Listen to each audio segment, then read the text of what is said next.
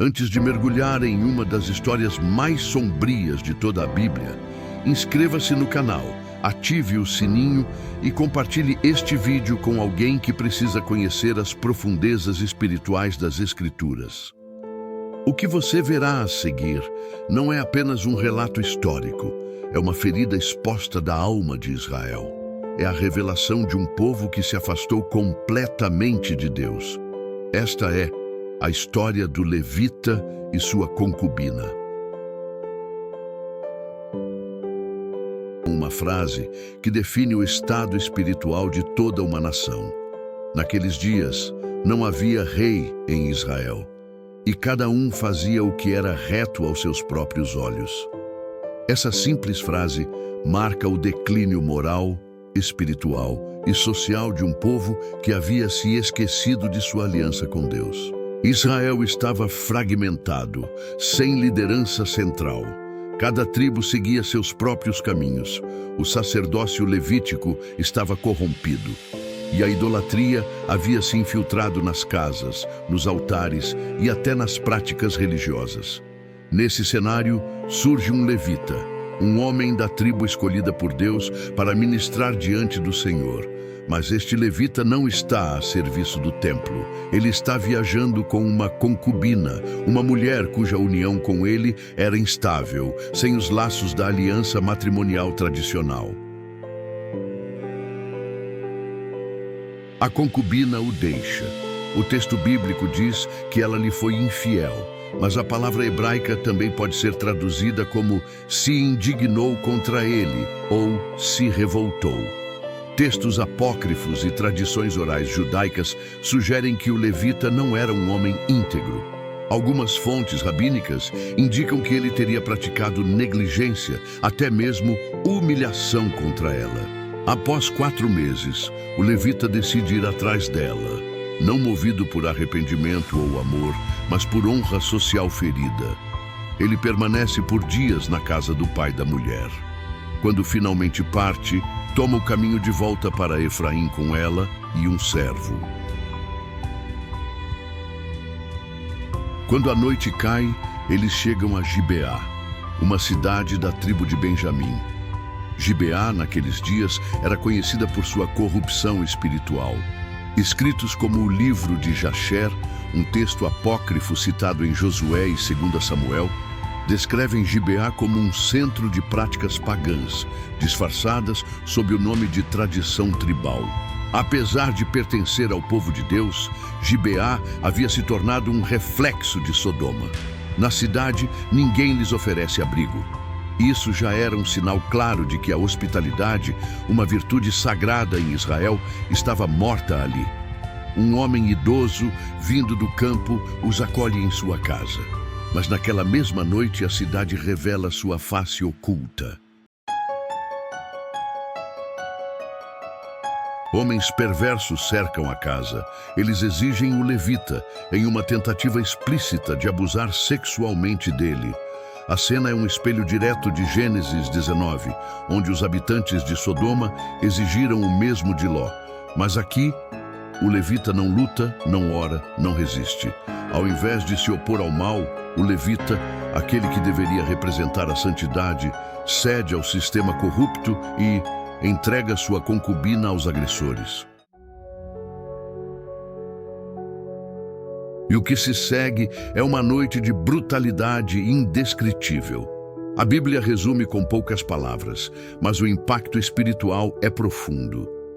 Eles a conheceram e abusaram dela toda a noite até pela manhã. Ao amanhecer, ela retorna à casa, arrastando-se até a porta, onde cai, sem vida. Ao encontrá-la morta, o levita a leva de volta para sua terra e então realiza um ato macabro. Corta o corpo dela em 12 pedaços, enviando um para cada tribo de Israel. Esse gesto era reservado apenas a sacrifícios ou a rituais de convocação para a guerra. Mas aqui, o sacrifício é humano. Textos como o Livro dos Segredos de Enoque e fragmentos do Talmude de Jerusalém indicam que tais atos eram utilizados para chamar as tribos a combater cultos pagãos ou punir apostasia. A mensagem era clara. O que ocorreu em Gibeá não podia passar impune, mas havia algo mais sombrio por trás disso. Algumas tradições rabínicas indicam que o levita usou o corpo da mulher como instrumento de manipulação política, não como clamor por justiça. Ele havia sacrificado sua honra para mover as massas. A mulher tornou-se símbolo de uma nação dividida, violada e mutilada pela corrupção de seus próprios filhos. As tribos se reúnem em indignação. Um exército se forma. Israel marcha contra Benjamim. O que segue é uma guerra civil, uma das mais sangrentas da Bíblia. Mais de 65 mil homens morrem. A tribo de Benjamim é quase completamente exterminada. Mas a pergunta permanece: por que Deus permitiu isso? A resposta está na decadência espiritual de todo o povo. O pecado não começou em Gibeá. Começou quando Israel abandonou o altar do Senhor, quando os levitas se tornaram homens comuns, quando a aliança foi desprezada. A concubina representa Israel. Segundo interpretações místicas da Cabala e antigos comentários em Midrash, o corpo dela cortado em 12 partes simboliza as 12 tribos se separando do coração de Deus. A cidade de Gibeá tornou-se símbolo profético do que acontece quando o povo de Deus abandona sua essência. O sacerdote, que deveria ser guardião da santidade, se torna cúmplice da destruição. Essa história, esquecida por muitos, é o prenúncio do clamor por um rei justo, que viria séculos depois, mas também uma profecia escatológica. Quando o povo se distancia de Deus, o juízo não vem apenas de fora, vem de dentro. O próprio povo se destrói. O livro de Juízes termina quase como começou. Naqueles dias não havia rei em Israel. Quando a injustiça domina, quando a verdade é sacrificada, quando os líderes se calam e os inocentes são jogados à multidão, estamos revivendo Gibeá. A história do levita e sua concubina não é apenas uma lembrança de decadência, é um espelho do nosso tempo. A história do levita e sua concubina é um reflexo escuro de tudo o que acontece quando o povo de Deus abandona a presença do Senhor, mas continua fingindo santidade. O levita representa a liderança corrompida. A concubina representa o povo ferido. E Gibeá representa a igreja que perdeu o temor. A mulher morreu, mas ela não morreu apenas por causa dos homens de Gibeá.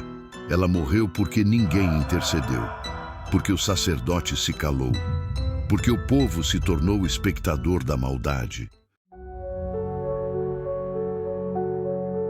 Hoje, há concubinas caídas nas portas da nossa omissão, famílias destruídas, jovens em depressão, crianças abusadas, igrejas divididas, pastores em silêncio.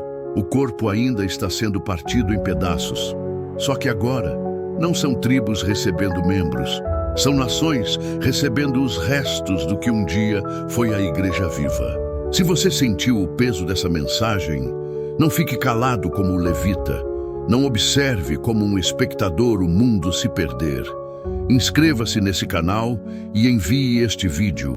Compartilhe agora mesmo, porque talvez essa seja a única chance de alguém reconhecer que sem o Rei dos Reis, todos nós ainda estamos vivendo em Gibeá.